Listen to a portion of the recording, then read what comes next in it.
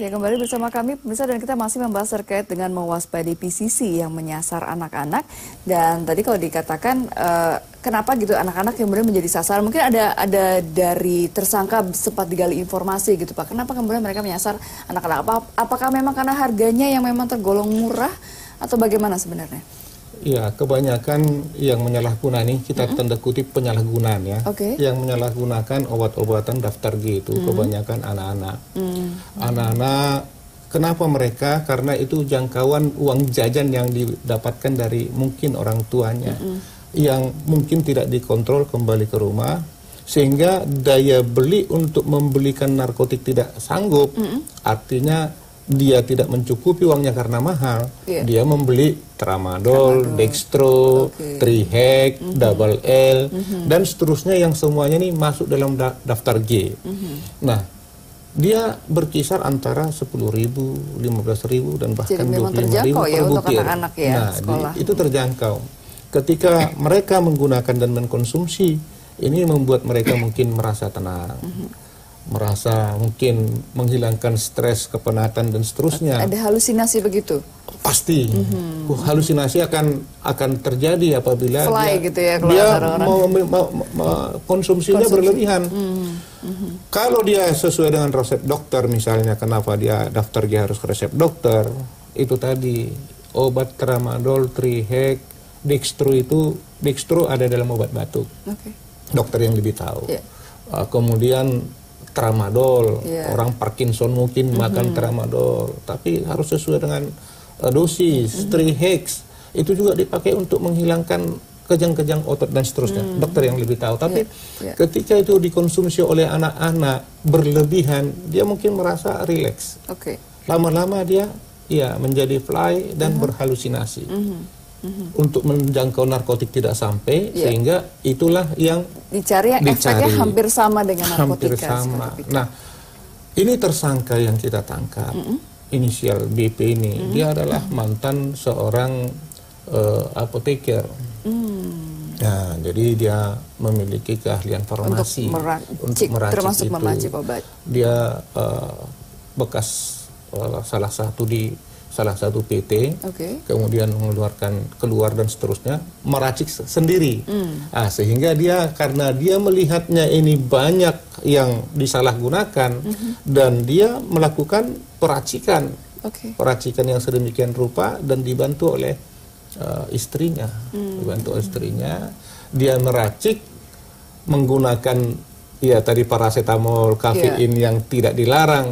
Nah, masuklah Carisoprodol ini. Tambahlah dia menjadi PCC, ya kan?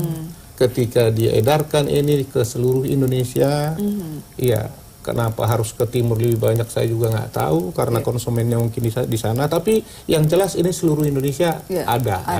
Di Medan ada, di ujung barat sana, di ujung timur di Papua kemarin, Pak Kapoldanya juga beliau sudah mengekspos.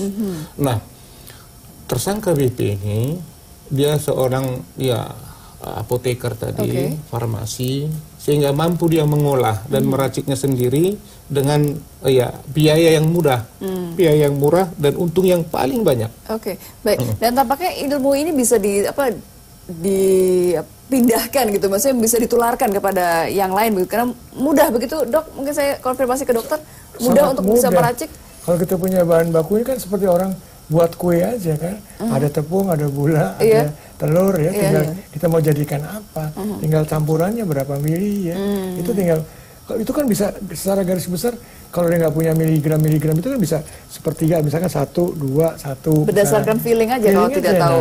Kalau mesin cetak tablet kan ada yang manual, ditekan biasa tuh campur, adukannya dipres gitu udah keluar. Ada juga yang bukan manual, itu yang udah agak besar ya. Itu kan obat-obat, alat-alat itu kan bisa ditemuin di mana-mana. Tinggal terserah mau campurannya apa, itu tergantung dia sendiri. Kembali ke Pak John, tadi kan dikatakan juga oleh Dr. Marius bahwa ini rata-rata bahan bakunya adalah dari luar, dari impor. Begitu. Apakah pihak kepolisian juga mengetahui dari mana bahan baku ini diperoleh, masuknya lewat misalnya pelabuhan-pelabuhan tikus begitu, atau dari mana? Ya, ini kita belum memastikan yang kita tangkap saat ini, tapi yang ada di Kepulauan Riau itu jelas dari India, dari China. Nah, kemungkinan karena kita belum tahu asal muasalnya dari mana, kita sudah menemukan itu di gudang yang ada di Cimahi. Itu hampir 4 ton lebih. Wow, 2 truk kita bawa ke sini belum muat dan masih ada sisanya di sana. Dan di dalam galon-galonnya itu sudah tertulis tramadol, trihek, dan lain-lain. Tinggal meracik begitu ya, dengan kemampuan yang mungkin hanya tahu sedikit saja gitu ya. Nah, dari gudang tersebut dibawalah ini ke Purwokerto. Di Purwokerto itu baru diracik dengan mesin yang cukup otomatis dan suaranya halus karena tetangga pada tidak tahu, tetangga. Ada juga peredam suara yang dibuat di dalam ruangan 3x4 itu, sehingga tetangga-tetangga tidak tahu apa itu bunyi mesin yang berbunyi setiap malam. Nah, dia mampu memproduksi hampir ratusan ribu butir dalam semalam itu. Ya, jadi cukup begitu bagus. Mudahnya ya. Begitu mudahnya dia meracik itu dengan alat pencampur mixer dan seterusnya di situ. Baik, nanti ke Bu Hikmah kembali nih. Artinya kemudian pendekatan apa yang dilakukan kepada KPAI kepada anak-anak itu yang mungkin di kasus Kendari dan menghindari anak-anak yang belum kena, karena ini jangkauannya adalah se-Indonesia ini, Bu. Betul. Jadi sebagai upaya preventif kami juga sudah berkoordinasi dengan beberapa pihak sekolah. Mereka mau melakukan screening dari tes urin untuk menjaga sejauh mana. Kemudian, dan ini mudah langsung diketahui dari tes urin, bisa ketahuan gitu dia sudah mengkonsumsi. Itu salah satu upaya yang dilakukan. Nah, kemudian juga diberikan pengarahan karena kepada orang tua untuk juga mengenali gejala kalau terjadi sebelum terjadi keracunan seperti apa, sebelum adiksi itu, dan juga sesudah adiksi, karena beberapa pasien ini banyak yang terlambat penanganan, Mbak. Kalau untuk yang belum terjadi, kita lakukan penjelasan yang optimal. Jadi dengan memperhatikan bahwa mereka ini kan usia yang sangat penasaran ya, ingin mengetahui lebih pasti. Jadi digunakanlah bahasa-bahasa yang justru tidak makin memancing keingintahuan mereka.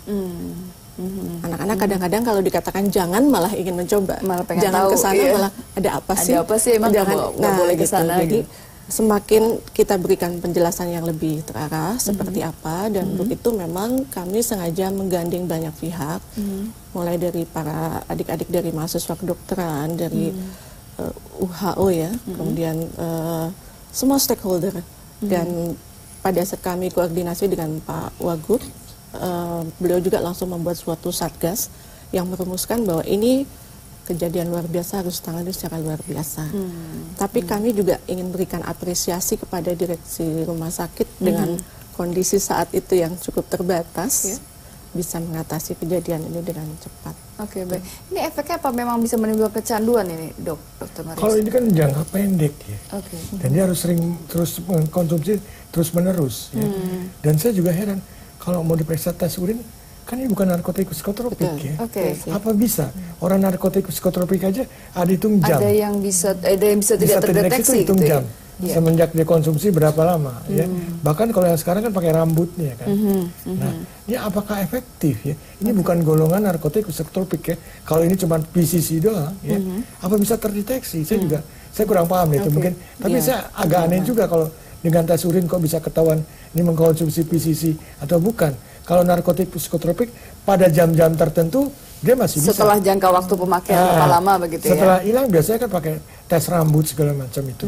Ini betul-betul orang yang pemakai atau bukan. Nah ini juga harus diperhatikan juga tes urinnya, tes urin apa, caranya. Mungkin aja saya pengetahuannya kurang banyak, tapi saya rasa agak sulit ya kalau tes urin. Dan ini kan masa kerjanya kan pendek, ya. Kayak namanya Carisoprodol ya, untuk masker relaksannya itu pendek. Kalau dikonsumsi secara benar, artinya 3x1, bukan sekali minum 3 atau 4 atau 5, ya. Itu masker relaksan paling pendek ini, Carisoprodol, untuk relaksasinya. Kondisinya ya kalau menurut saya beda, harusnya penanganannya beda dengan narkotik psikotropik. Karena memang bukan jenis narkotika. Kecuali ditampur yang narkotik saya nggak tahu, tapi kalau yang PCC murni, saya rasa baik, kita akan bahas lebih lanjut lagi. Kita harus break dulu, kita kembali saat lagi, tetaplah bersama kami.